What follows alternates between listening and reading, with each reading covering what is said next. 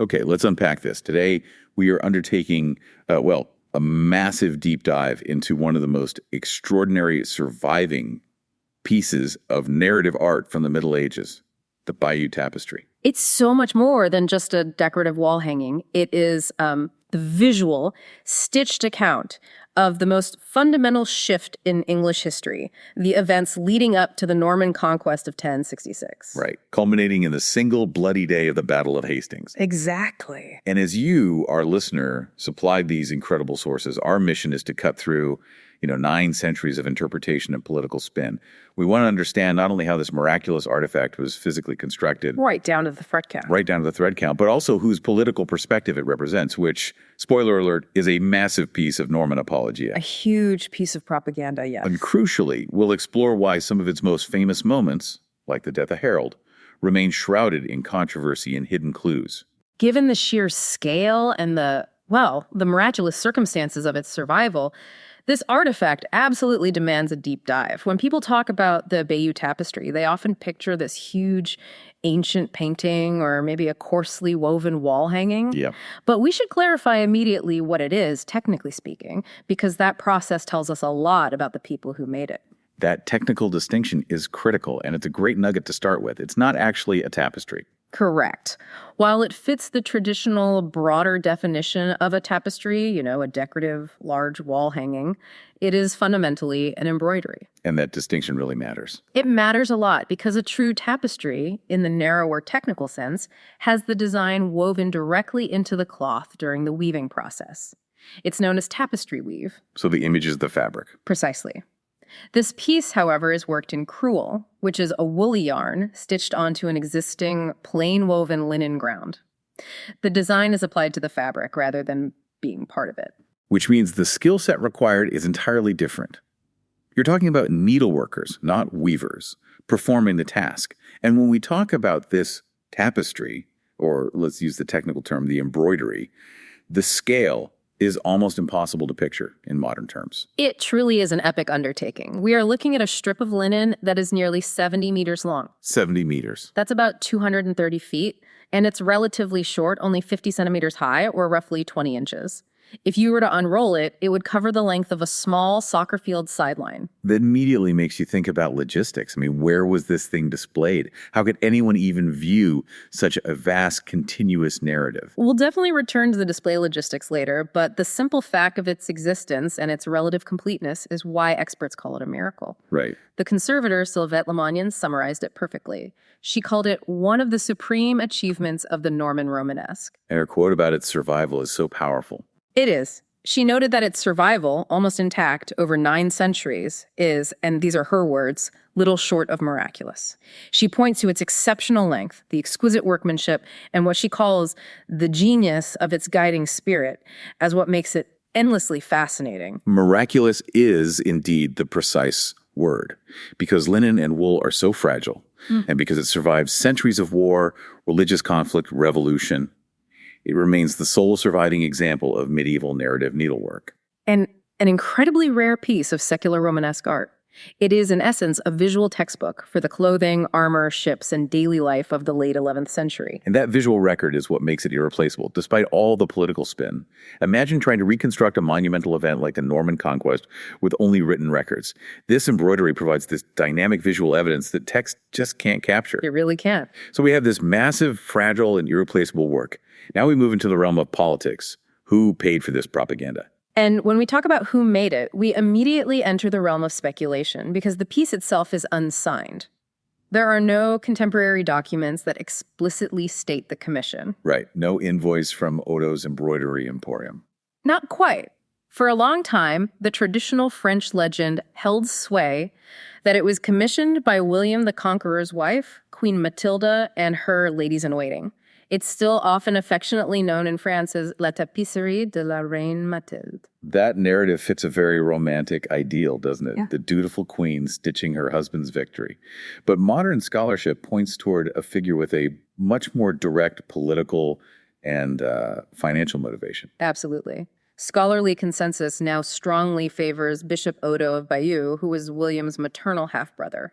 Odo was immensely powerful. He was made Earl of Kent and served as regent of England whenever William was away in Normandy. So this is his baby, really. The tapestry is essentially his family history told on a grand public scale, designed to legitimize their radical usurpation of the English throne. I find the evidence pointing to Odo incredibly compelling. Yeah. It just links the tapestry directly to his sphere of influence and his strategic interests in both England and Normandy. It's a very compelling three-pronged argument. First, specific individuals known to be Odo's followers appear named in the tapestry. Like who? Individuals like Woodard and Vital.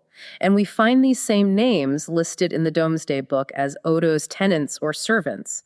So their inclusion serves as a kind of signature for Odo's circle. It's like finding a modern production credit embedded in the narrative itself. That's a great way to put it.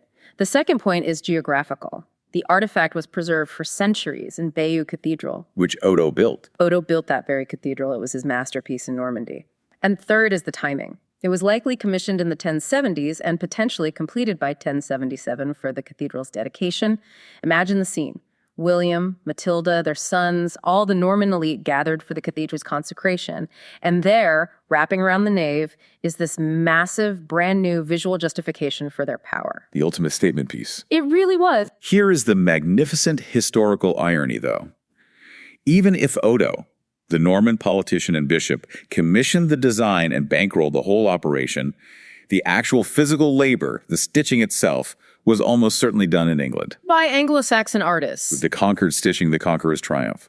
How solid is the evidence for this specific origin? The evidence for English manufacture is remarkably solid. Firstly, Odo's power base was in Kent. He controlled the revenue streams and the labor market there. Okay, so he had access. He had access. Secondly, England was renowned across Europe for its exquisite, detailed needlework known as opus Anglicanum. English work. Exactly. This was high-end textile art celebrated for its finesse and detail. If you wanted the best narrative embroidery made, you hired Anglo-Saxon women. So we're talking about highly skilled, specialized labor. Precisely. And furthermore, there are subtle linguistic clues. The Latin text, the Tituli, contains slight hints of Anglo-Saxon style and spelling. Small differences in word choice or phrasing that suggest an English scribe was involved in drafting or supervising the lettering. And the materials, too. The specific vegetable dyes used matchcloth traditionally woven in England. This all suggests that the needleworkers, who were almost certainly highly skilled Anglo-Saxon women, were adapting their famous technique to serve their new Norman overlords. It's a chilling thought. The hands that documented the end of Anglo-Saxon England were Anglo-Saxon hands.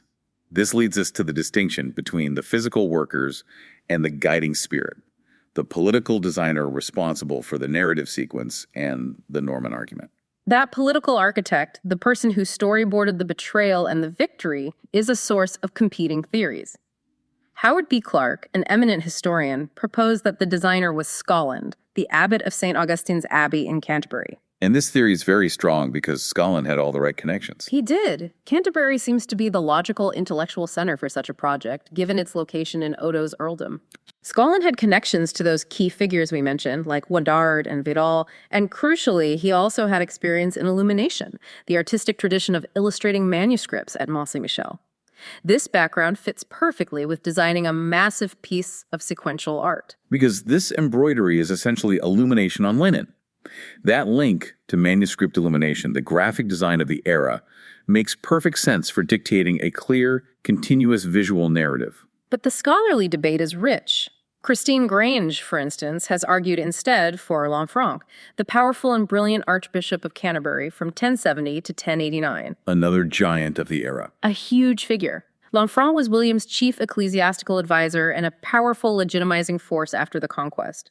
His involvement would guarantee the perfect theological and political messaging. You also mentioned other, slightly more peripheral theories on the origin. Well, we have to consider them for balance. George Beach suggested a French origin at the Abbey of Saint-Florent-de-Saumur in the Loire Valley, citing the incredibly detailed and accurate depiction of the Breton campaign. Details that an English designer might not have known intimately. That's his argument. And there's the intriguing suggestion by Corolla Hicks that Edith of Wessex Harold's sister and Edward the Confessor's widow might have commissioned it. That would be a fascinating twist. Perhaps encoding some of her own political perspective, offering a critique hidden in plain sight. However, the weight of evidence still leans very heavily toward the Odo Commission and the English execution at Canterbury. Now let's pivot to survival. The fact that any textile, let alone a 230-foot textile, has survived the chaos of medieval and early modern Europe is just astonishing.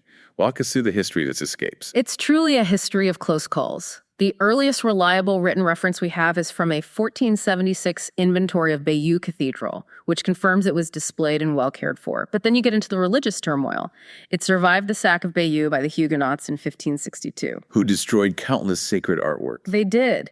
Yet this piece of secular history, though displayed in a church, was spared. And then the ultimate societal upheaval, the French Revolution. Right. In 1792, during the Revolution, it was confiscated as public property. The local authorities decided it would be used as a covering for military wagons. Wait, a tarp? A tarp, think about that.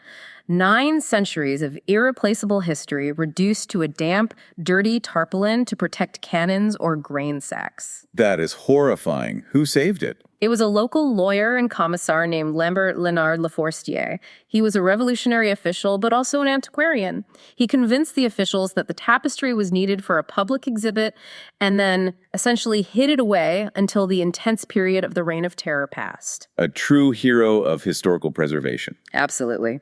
Had he not intervened, it would have been destroyed by exposure or use. But the political repurposing didn't end there, did it? Napoleon seized on it almost immediately. Yes. Napoleon recognized its propaganda value leading up to his planned invasion of Britain in 1803. He displayed it publicly in Paris at the Musée Napoleon. It was a visual reminder to the French populace, we conquered them once, we can conquer them again. A bit of historical intimidation. A huge bit. When that invasion was abandoned, its utility as propaganda faded, and it was returned to Bayeux despite scholars' concerns that constantly winding and unwinding it for display was causing damage. And the high drama continued right into the 20th century. The story involving the Nazis sounds like something out of an Indiana Jones film. It is genuinely chilling. Heinrich Himmler, the head of the SS, regarded the tapestry as vital for his pseudo-historical beliefs. He saw it as evidence of glorious and cultured Germanic history and a precursor to the Third Reich's destiny. So he coveted it. He actively coveted it, sending his agents to study it.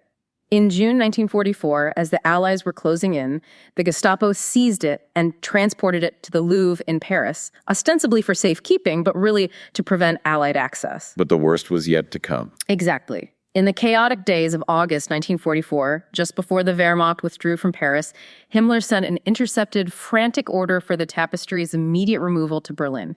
He wanted it in the heart of the Reich. Thankfully, the German forces were in full retreat, and the local SS unit was either too disorganized or too late to execute the order. By August 22, the Louvre was back in French hands, and the tapestry was secured.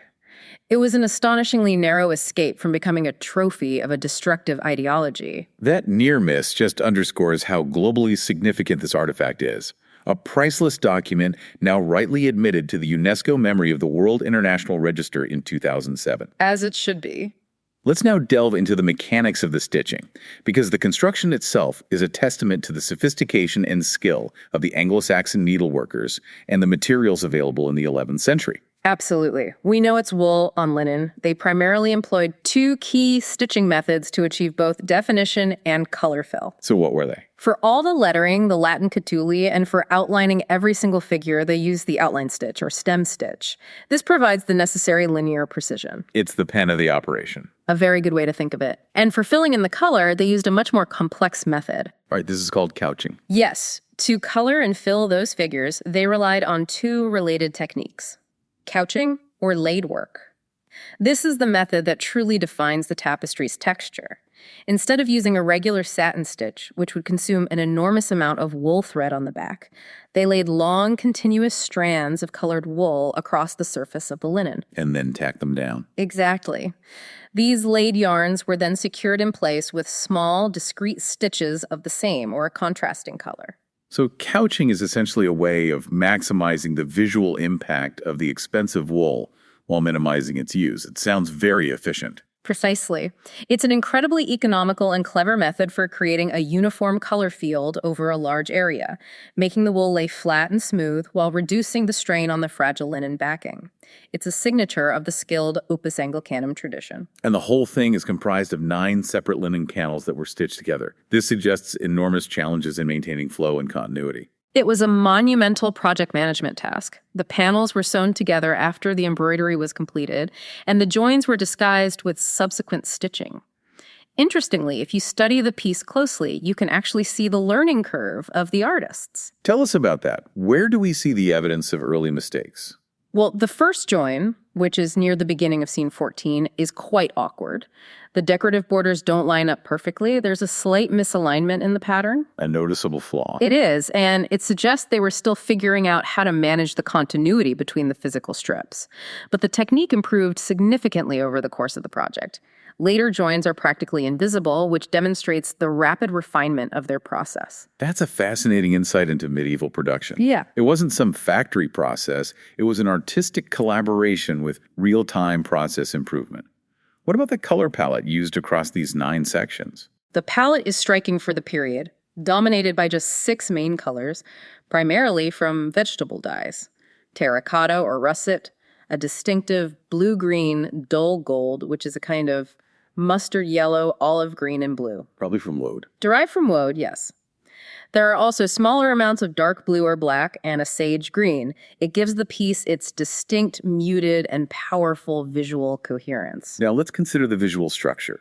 The layout is what lends itself to that modern comparison with sequential art. We have that broad central zone for the action and the main narrative. That central zone is the official history, but the narrative flow itself is key. Events are generally separated by highly stylized, repeated trees, which function exactly like a gutter or a panel break in a comic strip. But it's not a hard and fast rule. No, the action sometimes spills out of the central zone and into the narrow decorative borders above and below for dramatic effect, or simply because the space was cramped. Give us an example of that spillover. Edward the Confessor's death scene is a perfect example. The central narrative is so focused on the deathbed that the figures' bodies and objects extend to the upper and lower borders because the space allotted was just insufficient for the dramatic intensity of the scene. But the scene separation isn't always consistent, which challenges the idea of rigid panels. Precisely. We encounter a major narrative shift, the jump between Harold's audience with King Edward after his return from Normandy and Edward's burial, which is not marked by any tree or boundary at all. So they flow into one another. The creators deliberately flowed from one event to the next without a visual break, linking Edward's apparent displeasure with Harold's ultimate ascent to the throne, reinforcing that narrative of continuous betrayal. Let's discuss those decorative borders, because this is where the creators hid some truly memorable details, almost functioning as marginalia or hidden commentary. The borders are a treasure trove of historical and cultural clues, offering a counterpoint to the central military narrative. They are filled with birds, beasts, fish, scenes from classical fables. Like the story of the fox and the crow. That's in there. And agriculture and hunting scenes. But they also contain ribaldry and nude figures. Some of these are clearly corpses from the battlefield, but others are figures that have led to endless speculation about scandal or subversive commentary. It sounds like the medieval equivalent of internet Easter eggs. And the borders also provide us with some of the earliest visual records of specific technological and natural events. That's where the historical gold is. Look at scene 10, for instance. It shows a man using a harrow, which at the time was a newly invented agricultural implement used to break up soil after plowing. And this is one of the earliest known depictions of it. For agricultural historians, this is huge. It shows the spread and adoption of new farming methods in 11th century England. And then the cosmic phenomena. The celestial spectacle of scene 32 is universally famous, the first known picture of Halley's Comet, which appeared in April 1066. An unmistakable sight. The tapestry depicts it as a massive star with a streaming, flame-like tail in the upper border. Immediately beneath it, the lower border fills with ghost-like ships, visually linking the astronomical bad omen to the impending invasion. The anxiety of the English populace is captured perfectly in the tapestry's subsequent panel, where people stare up at the sky in terror. Now on to the question of the missing end. The tapestry literally cuts off mid-scene with unarmored English troops fleeing the Battle of Hastings. How much is missing? Well, scholars like Musset speculate it was originally about 1.5 meters, or about 5 feet longer. The story couldn't have ended with the fleeing English. It must have concluded with William's formal establishment of power. And what about the Latin text we see at the end now? Yes. The final line of Latin text that currently remains, et fuga verterant Angli, and the English left fleeing, is widely considered by modern scholars to be entirely spurious. Not original. Not original. It was added much later, likely during the early 19th century, before 1814, possibly during a period of strong anti-English sentiment as part of a restoration or modification. So the authentic end would have contained William's coronation? Most likely, yes. The theory is that only 1 or 2 additional scenes were needed to complete the narrative. This is supported by a poem by Baldric of Dal, who described a similar tapestry that closed with William's coronation in London on Christmas Day, 1066. The Norman account requires that final scene of legitimacy. It does. Tying this all back to the initial display, let's revisit Professor Christopher Norton's detailed analysis that the tapestry was a site-specific installation. This idea is crucial to understanding its function. Norton's argument elevates the tapestry from a simple historical document to a monumental, purpose-built piece of architectural propaganda. He meticulously suggested that the tapestry was designed to perfectly fit the south, west, and north arcades of the 11th century Bayeux Cathedral nave. What does that mean in practical terms? How would that work? It means the designer Scotland, or Lanfranc, knew the exact measurements of the cathedral's internal architecture. By correlating specific scenes, like the quicksand rescue or Harold's Oath, with the exact arcade bays of the church, the display would have provided a powerful, dramatically satisfying narrative arc that engulfed the viewers. So when William, Matilda, and Odo attended the cathedral's dedication in 1077, they weren't just looking at history. They were experiencing a site-specific installation that visually proved their God-given right to rule, tailored perfectly to the consecrated space. Exactly. It makes the Bayeux Tapestry the ultimate piece of medieval media, leveraging architecture, art, and political narrative simultaneously. Let's move fully into the narrative itself. And we must always read this document remembering its political function. It is an apologia, a powerful defense for the Norman Conquest, commissioned by the victor's side. The story centers on Harold, Godwinson, and William, Duke of Normandy. The entire conflict hinges on the succession crisis following Edward the Confessor's reign. The tapestry has to establish why a William, who is geographically distant and only related distantly, had a legitimate claim against Harold, the strongest English earl. And can you clarify the succession rules at the time? We can't assume our listener is an 11th century political expert. That's a necessary clarification. Unlike later periods, succession was not strictly governed by primogeniture. It didn't automatically go to the eldest son. The king had influence, but the final decision rested with the Wickanjamat, or the Witan. The assembly of nobility and leading churchmen. Exactly. So William's legal justification had to bypass that English system and rely on 2 key points: Edward's alleged promise to him, and Harold's oath to uphold that promise. This all starts with Harold's fateful trip to Normandy around 1064. Why did Edward send him? Well, scene 1 shows Edward sending Harold off, though the tapestry keeps the purpose deliberately vague. Later Norman sources, which the tapestry is built upon, claim Harold was sent to pledge loyalty. But the truth is likely complex, perhaps related to negotiations over returning English hostages. But the journey goes wrong immediately. It does. Harold lands on the wrong side of the channel and is taken prisoner by Guy, Count of Ponthieu. This accidental capture is a narrative gift to William, isn't it? It's fantastic staging. It allows William to step in as the heroic rescuer, establishing a debt of honor. William secures Harold's release, and then, before Harold can return home, he invites Harold to join him on a military campaign against Conan II, Duke of Brittany. This is a crucial segment for Norman propaganda, as Harold is shown acting as William's loyal vassal. Absolutely. The tapestry goes out of its way to show Harold's competence and loyalty during this campaign.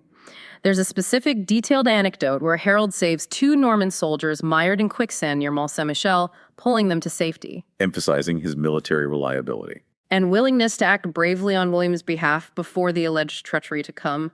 Conan eventually surrenders at Dinan. So Harold proves his loyalty and military prowess. Then comes the scene that is the legal and moral justification for the entire conquest, the oath. This is the centerpiece of the apologia. William showers Harold with honor. The tapestry depicts William giving Harold arms and armor, possibly knighting him. Harold is then shown taking a solemn oath on sacred relics in scene 23. And the writing explicitly confirms an oath was taken. It does, but the tapestry maintains a frustrating level of ambiguity here. What do you mean? The ambiguity is intentional. The tapestry gives no clue as to the specific content of the promise. Harold's pose is solemn, his hands are placed on two reliquaries. The Norman audience would, however, infer the most politically convenient answer that Harold promised William the crown of England. So the tapestry doesn't need to state the promise. It only needs to show Harold committed perjury when he later accepted the crown. And the subsequent scene where Harold returns to Edward is designed to reinforce that idea of a broken promise even further. Yes. When Harold meets the old King Edward, Edward appears to be remonstrating with him. Harold is depicted in a submissive, almost disgraced posture, perhaps acknowledging his rash or forced promise. The king's true intentions are deliberately left unclear by the artists, allowing the Norman audience to read the situation through the lens of betrayal and broken faith. Fast forward to 1066. Edward dies, and the tapestry has to deal with the inconvenient fact that Harold did, in fact, ascend the throne, backed by the Witnechemot. The tapestry handles this by creating maximum ambiguity and controversy around Harold's legitimacy. Although the piece strongly suggests that Edward bequeaths the crown to Harold on his deathbed, a moment the English would rely on for justification, the ensuing coronation ceremony in Scene 31 is immediately undermined. And that undermining comes through the identification of the officiating cleric. Precisely. The coronation is attended by Archbishop Stigand, clearly labeled Stigand Archips. And Stigand's presence was a devastating tool for Norman propaganda. It was. His position was highly controversial because he had been excommunicated by the papacy for holding two bishoprics simultaneously and for receiving his pallium, the symbol of his authority, from a non-canonical source. So, by showing Stigand performing the coronation, the Normans were essentially saying that Harold's kingship, even if legal under English law, was spiritually unsound and politically illegitimate in the eyes of Rome. It's brilliant, subtle propaganda. It tells the European audience, Harold is ruled by a corrupt, excommunicated churchman. This provides a powerful moral justification for William's invasion, framing it almost as a papal crusade to restore legitimate canonical rule. And this political theological drama is immediately amplified by the appearance of Halley's comet, which acts as a celestial confirmation of divine displeasure. It's a masterstroke of visual storytelling and narrative pacing.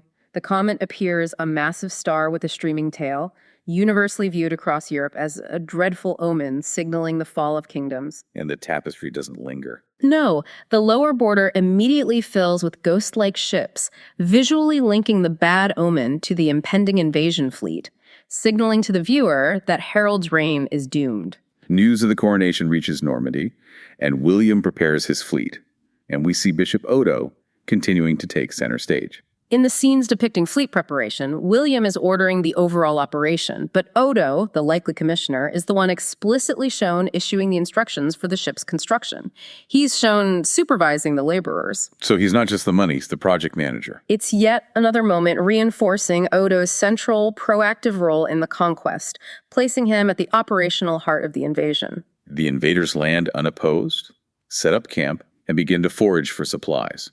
And this is where the tapestry offers that brief, unsettling glimpse of the human cost that complicates the triumphal narrative. Yes, in Scene 47, we see a house being intentionally burned by two Norman soldiers. This isn't just foraging, this is ravaging.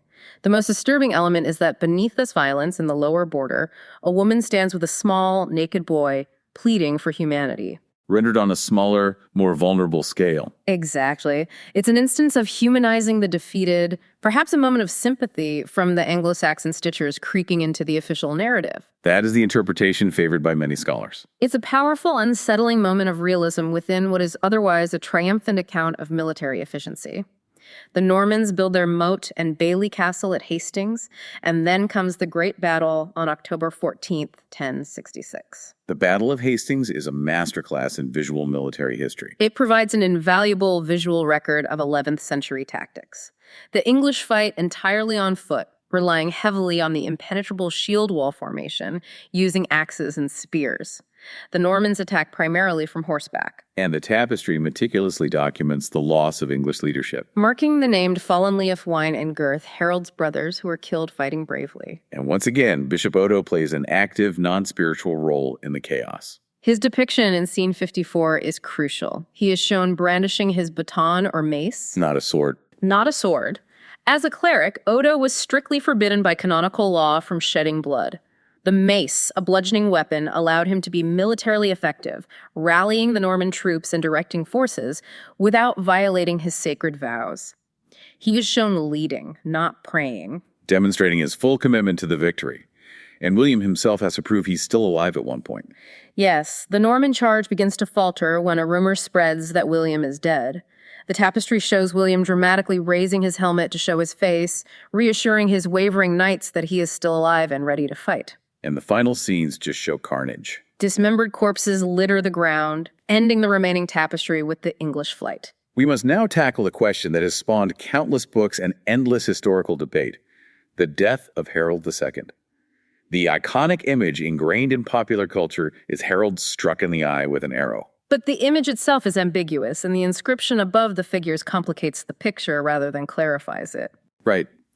The famous Latin text reads, Harold Rex interfectus est King Harold was killed. But this phrase is placed over two successive figures, both suffering mortal blows. Exactly. The first appears to have an arrow in his head or eye, and the figure immediately following him is being cut down by a sword or lance. Why do modern historians question the famous arrow in the eye figure? It seems like a slam dunk visually. This is where we delve deep into the modification theory, which is critical to understanding the tapestry's history.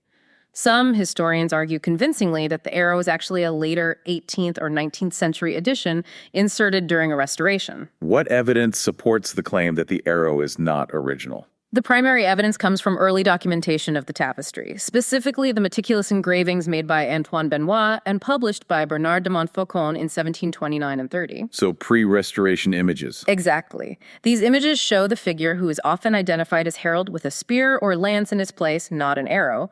Crucially, they show no arrow fletchings at all. So the original injury might have been a spear through the body, which was later modified to an arrow in the eye. The needle hole analysis supports this. Close inspection reveals needle holes that suggest something was removed or shortened where the arrow is, and the arrow fletchings were added later to create the now famous specific image. If the arrow is a later addition, why was it added? Why fabricate an arrow death? Because the arrow in the eye provides the strongest political narrative. In medieval Christian iconography, it was a common trope that a perjurer Harold, who broke his oath to William, was condemned to die with a weapon or a dart through his eye. It's a symbolic punishment. It is. By depicting Harold blinded, the restorers or later custodians visually reinforced the original Norman political message, regardless of the historical fact of his actual death. That suggests the sword-slain figure, who is directly beneath the phrase interfectus est, he was killed, is actually the authentic depiction of Harold's demise. That conclusion is consistent with the labeling used elsewhere in the tapestry, where the death labels are placed directly above the deceased. The ambiguity is possibly intentional, but the modification theory heavily favors the sword-slain figure. The tapestry is determined to keep us guessing about its central historical moment. But let's move to another great mystery. The enigmatic Scene 15, featuring Elfgifu. This vignette is one of the most puzzling and short segments in the entire embroidery. It shows a clergyman touching or possibly striking a woman's face, captioned Ubi unus clericus et Elfgiva, where a certain cleric and Elfgifu. And the identity of the woman and the nature of the interaction are completely obscure. Utterly.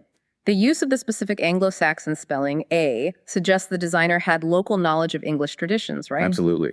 Elfgifu was a popular Anglo-Saxon woman's name. This indicates the designer or scribe was familiar with the English spelling, reinforcing that idea of a Canterbury origin. The problem is that many prominent women shared that name. Given the tapestry's overriding political focus, what are the leading theories linking Elfgifu to the succession drama? There are two main lines of thought. The first, and most favored, is that she is Harold's younger sister, also named Elfgifu. The speculation is that Harold had promised his sister in marriage to cement a political alliance with William.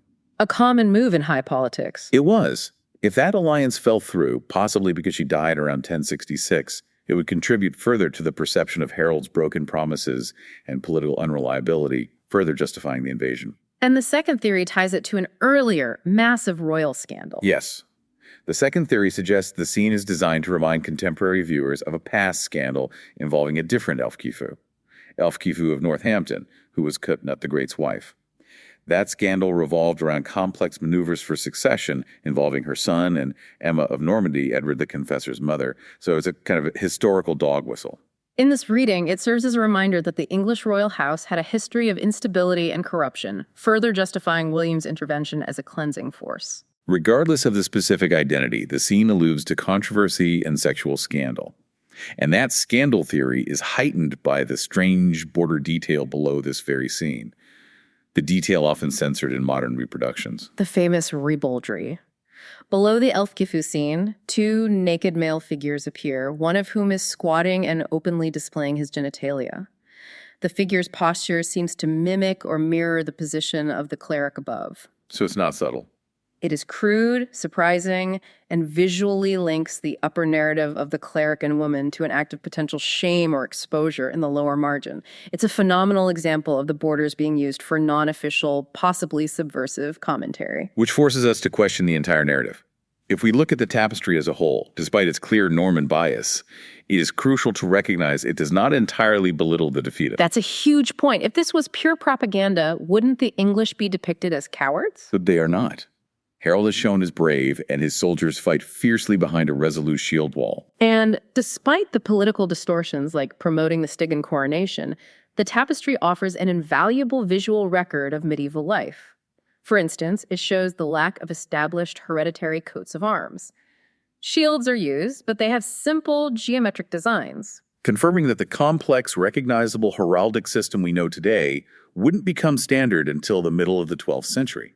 This inherent complexity, brave English, subversive borders, biased narrative led the American historian Stephen D. White to offer a unique interpretation that challenges the dominant reading. He suggested that we shouldn't read the tapestry as a simple, singular Norman story of victory. So what did he think we should be looking at? He argued that the animal fables, agricultural scenes, and ribaldry visible in those decorative borders may offer a subtle secondary commentary. This commentary, stitched by the Anglo-Saxon hands, might be focused on the dangers of conflict and the futility of pursuing power, regardless of who won. So even in a triumphant Norman masterpiece, there might be a silent, stitched critique of warfare woven into the very fabric of the piece. That is his argument. The Bayeux Tapestry is not merely a historical relic confined to the 11th century. It continues to generate massive international headlines, particularly because of its impending loan to the UK. And here's where it gets really interesting. This incredible artifact is scheduled to be loaned to the British Museum in London from September 2026 to June 2027. The first time on English soil in 900 years. Since the conquest itself, the logistics and politics involved are immense, especially considering the age and fragility of the material. Absolutely. French President Emmanuel Macron announced the loan back in 2018, but the political and cultural resistance in France has been significant. Many French scholars view the tapestry as a national treasure and believe the risk of damage outweighs the cultural benefit of the loan. And we saw that resistance solidify into action. We did. A high-profile French petition launched by Didier Reichner to block the loan, citing the potential fragility of the fabric, garnered over 40,000 signatures. They argue that moving a 230-foot strip of 900-year-old linen is an unjustifiable risk. Beyond the intellectual and emotional cost, there is a very real financial risk, too, which the UK government had to formally acknowledge. That is the figure that truly underlines its irreplaceable status. The UK government announced that British taxpayers will cover up to $800 million in potential damage liability during the loan period. That staggering guarantee is a measure of the tapestry's value, not just monetarily, but as a piece of global heritage. So what's involved in preparing for such a move? The preparation alone is complex. The tapestry was removed from its museum in Bayeux for detailed preparatory work in September 2025, the first time it had been moved since 1983.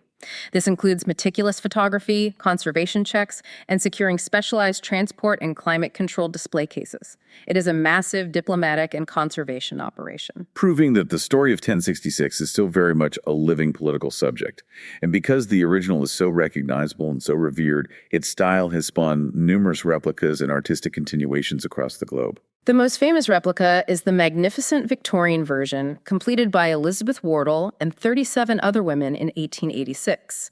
It is a full-size, hand-stitched reproduction created from a watercolor facsimile and is now permanently displayed at the Reading Museum in Berkshire.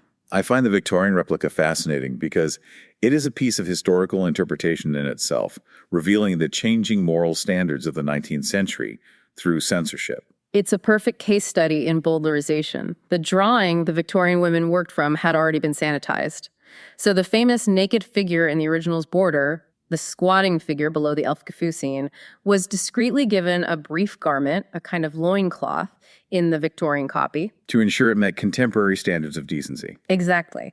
This small alteration shows how cultural biases dictate what is deemed fit for public display across different centuries. And since the original ends abruptly, modern artists continue to complete the narrative. They absolutely do. Artists continue to reconstruct the missing final panel, inevitably showing William's coronation.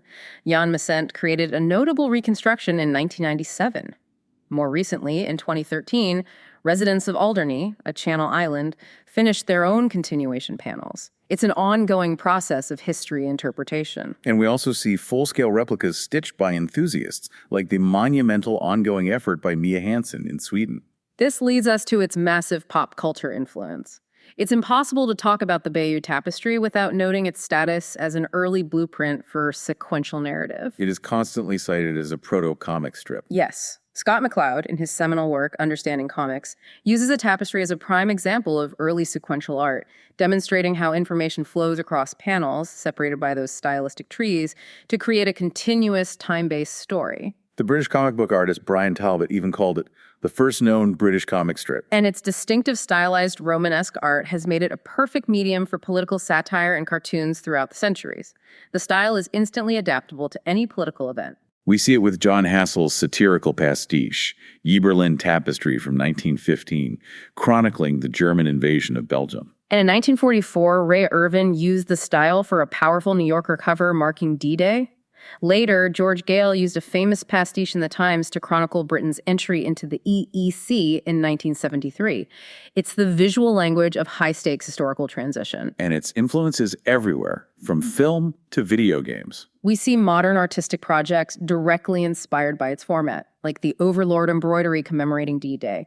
Its style appears in the credits of films like Disney's Bedknobs and Broomsticks and The Vikings. Even Japanese anime director Hayao Miyazaki was inspired by it. Yes, his work on Nausicaa of the Valley of the Wind was directly influenced by the tapestry's continuous rolling narrative structure. And in the most contemporary media, its influence is clear. Like The Simpsons couch gag from 2008. Exactly, retold in the style of the tapestry. Or, most recently, the promotional campaign for the video game Doom, The Dark Ages in 2025, which commissioned the Slayo tapestry. It demonstrates that the tapestry remains the definitive visual guide for chronicling epic history, whether it's the conquest of England or the conquering of the virtual world. This deep dive has shown us that the Bayeux Tapestry is far more than just a simple depiction of a single battle. It is a highly sophisticated piece of political theater, a massive work of propaganda, and simultaneously an indispensable historical record. It is a profound document that provides an invaluable visual record of the 11th century, but perhaps more importantly, it shows us how power and narrative were woven literally and controlled in the immediate aftermath of a conquest. The Norman regime, headed by Bishop Odo, clearly understood that controlling the visual story was just as important as winning the battle itself. We know the central narrative celebrates William's victory and justifies his claim based on Harold's broken oath, even using subtle visual tricks like the disputed arrow in the eye to reinforce the image of the perjurer. And we know the tapestry was created by the conquered Anglo-Saxon women, and those decorative borders are filled with fables, ribaldry, and curious details that do not directly serve the Norman triumph. They are the unofficial, perhaps unintended elements of the story. So what does this all mean for you, the well-informed learner? It means we must always look closely at the margins. That brings us to our final provocative thought for you to consider. If the tapestry's decorative borders, as historian Stephen D. White suggests, function as a silent, continuous commentary on the dangers of conflict and the futility of pursuing power, stitched by the hands of the defeated for their Norman overlords, does that hidden layer of subversive commentary change the entire meaning of William's grand achievement?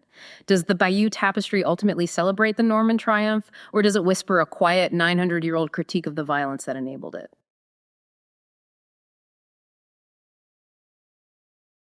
Welcome to the debate. Today we are tackling one of the most truly extraordinary surviving artifacts of the Middle Ages, the Bayeux Tapestry.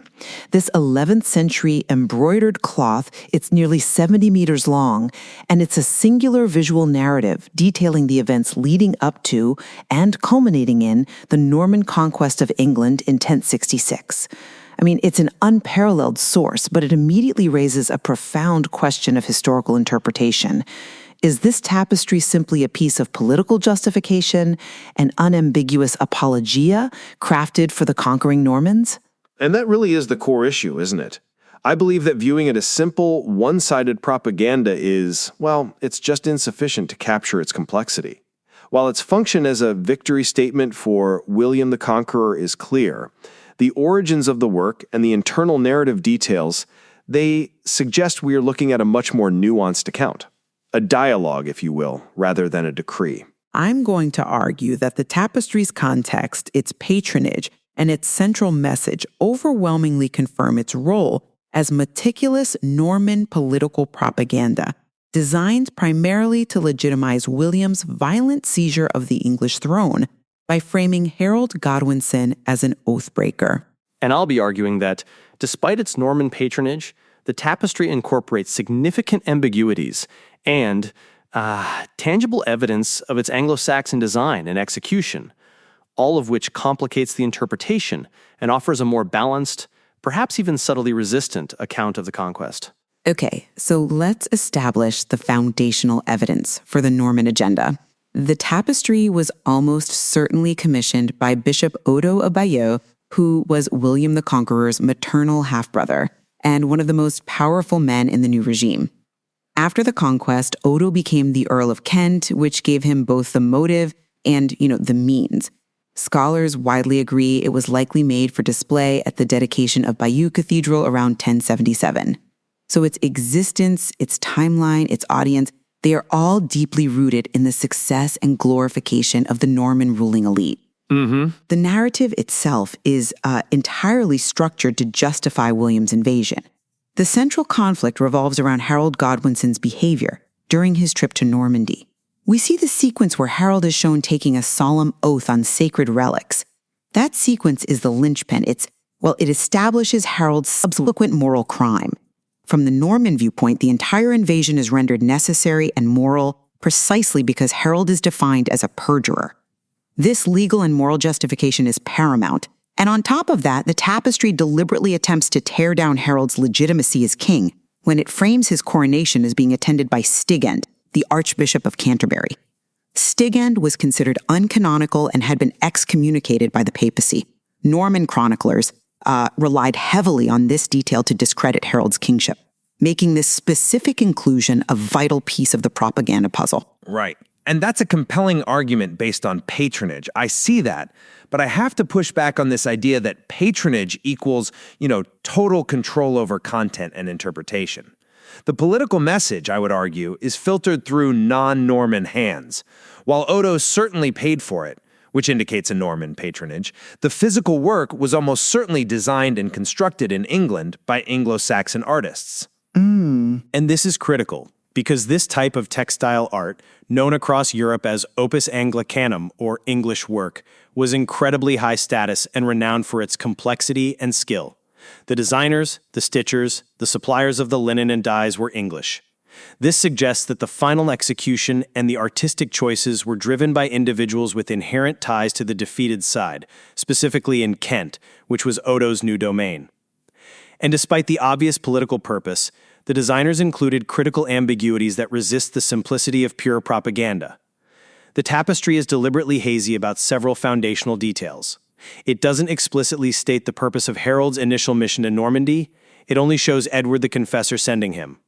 And crucially, the old King Edward's ultimate intentions regarding the succession are not made definitively clear in the deathbed scene, even though the tapestry shows him handing something to Harold. If the aim was simple, forceful propaganda, why not just show Edward explicitly naming William as his heir? I see why you emphasize the ambiguity, but I believe those omissions actually serve the propaganda by allowing the Norman audience to fill in the blanks using their established narrative.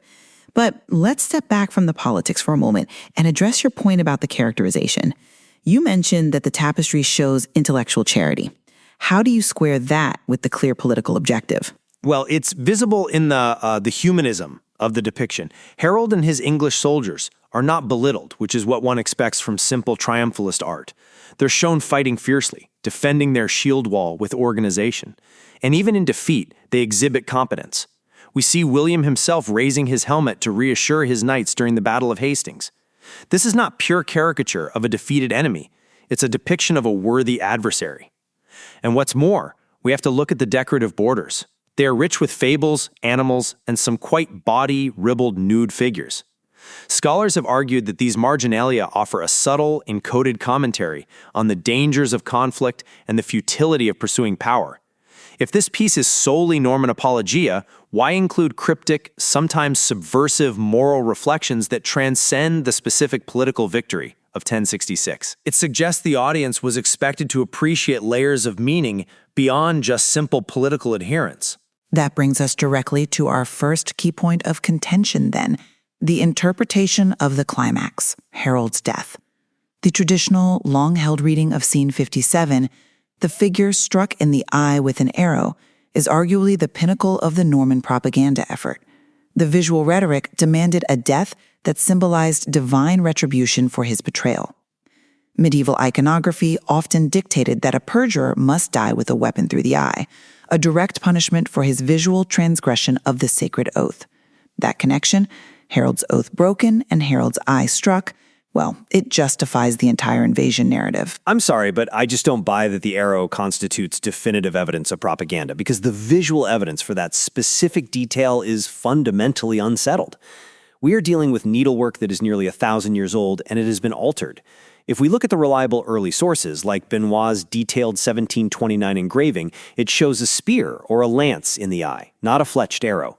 That's a significant difference in symbolic weaponry. And more critically, recent art historical and textile analyses suggest the needle holes in the linen in that specific area point towards subsequent 18th or 19th century modifications to the thread. The arrow as we know it today may have been added or heavily embroidered over what was originally there. But why would later restorers change that specific detail? That's a fascinating question, because it relates to the rise of Romantic nationalism. In the 18th and 19th centuries, there was this growing desire in England and France to create clear, romantic historical narratives. The arrow through the eye provided a dramatically satisfying, unambiguous symbol of Harold's fate, the iconic death of the perjurer. The original ambiguity was likely, well, tidied up to fit a powerful historical image. And let's be precise about what the tapestry labels. The figure that is reliably identified as King Harold, the one directly beneath the clear Latin caption, or titulus, that reads, Harold Rex interfectus est. King Harold was killed, is in fact being slain by a sword, not a projectile. The visual confusion, which figure is Harold and which weapon truly kills him, demonstrates that the tapestry resists a monolithic political reading. It forces the viewer to choose, or perhaps just to acknowledge, that the moment of death is messy and ambiguous. Okay, but that assumes a level of artistic autonomy I just don't think the embroiderers possessed. Even if the visual detail of the arrow is a late restoration, the structural placement of the death scene immediately following the battle, the inevitable fate of the Oathbreaker, still serves the Norman political intent. The entire purpose of the tapestry is to link Harold's betrayal with his divinely sanctioned downfall. Whether it's a spear or an arrow, the rhetoric demanded a death that symbolized retribution for his betrayal of William. Retribution, but the actual execution creates complexities that defy that singular message. And this leads us to our second major point, the significance of that Anglo-Saxon artistic execution. If the physical construction was done in England by English embroiderers using their specialized and high-status technique, a technique that required immense skill and artistry, why would the result be considered pure, unadulterated Norman propaganda? The use of opus Anglicanum suggests that the artistic agency of the designer, potentially a cleric or intellectual working in England, was at play. They had inherent ties to the defeated side, and those ties could manifest as a subtle, built-in resistance, or at least a balancing perspective, influencing the level of detail given to the English figures and their competent defense. I see why you think the execution suggests resistance, but I would frame it differently. While the physical work was indeed carried out by Anglo-Saxon needlewomen, The overall design brief and the narrative structure were dictated and controlled by the Norman patron, Bishop Odo, who was effectively the military and political commander of that region. I mean, think of it this way. The structure is controlled by the patron. The narrative must begin with William's claim, highlight Harold's oath, show the omen Halley's comet after Harold's coronation, and end with the victory. That framework is immutable. It serves Odo's political needs for his cathedral dedication in Bayeux, meaning the narrative is fundamentally Norman, regardless of the hands that stitch the woolen thread. But doesn't the choice to depict the English with such competence contradict that? If the goal was to show William defeating a weak, unlawful usurper, why elevate the status of the English forces? Because the bravery of the English soldiers merely heightens William's achievement. It shows he defeated a worthy, organized opponent. I mean, defeating a formidable enemy elevates the victor's status far more than crushing a rabble.